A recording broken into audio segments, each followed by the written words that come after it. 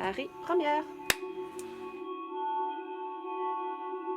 Courir dans les vagues est l'histoire d'un adolescent qui s'appelle Simon, qui habite Genève et qui ne connaît pas son père. Sa mère l'a élevé seul. La seule chose qu'il ait de son père, c'est une photo qui a été prise dans un parc public et cette photo l'intrigue. Il l'oublie, il la reprend et un jour il a envie de savoir qui est le personnage qu'on a photographié des années avant sa naissance et va se mettre à chercher ce père. Courir dans les vagues, c'est deux voyages. Le voyage intérieur, c'est au fond prendre la décision de chercher son père contre l'avis de sa mère qui pense que ça ne sert à rien et qu'il peut très bien vivre comme ça. Elle s'est donné beaucoup de peine pour l'élever. Et courir dans les vagues, c'est aussi un voyage au sens géographique, dans le sens qu'il va découvrir que son père habite à l'autre bout du monde, au bord du lac Erie, à la frontière du Canada.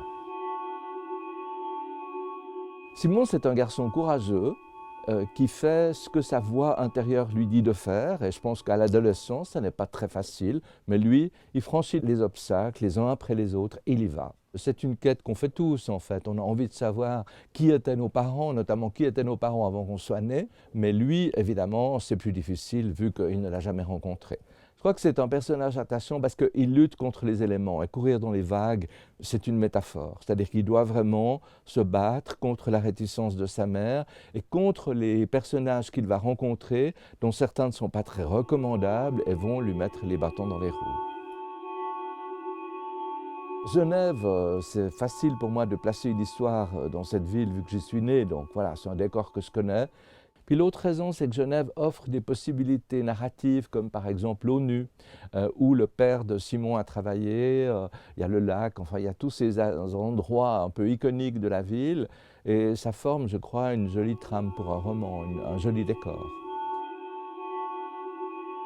Cette histoire, elle est née d'une phrase que j'ai dite un peu à la volée comme ça, lors d'une interview radiophonique. La journaliste me dit « Mais vous avez un projet pour un nouveau livre ?»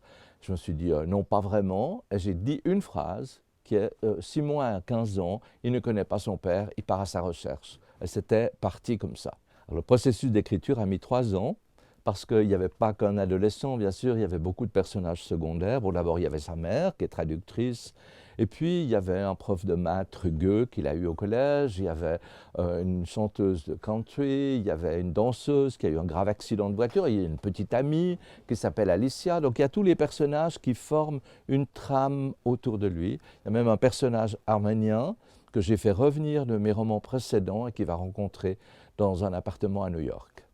J'ai envie de dire à mes lecteurs que c'est une histoire de famille, mais c'est une histoire que j'espère touchante, passionnante, avec des rebondissements. J'ai envie de dire que c'est un livre sérieux, mais avec des rebondissements qui se veulent légers. Je crois qu'on peut être grave et drôle en même temps. Je n'ai pas envie de plomber le lecteur par une histoire triste, mais je n'ai pas non plus envie d'enlever le côté sérieux de la quête de cet adolescent. Donc c'est un peu une sauce à deux vitesses, j'ai envie de dire, à deux goûts.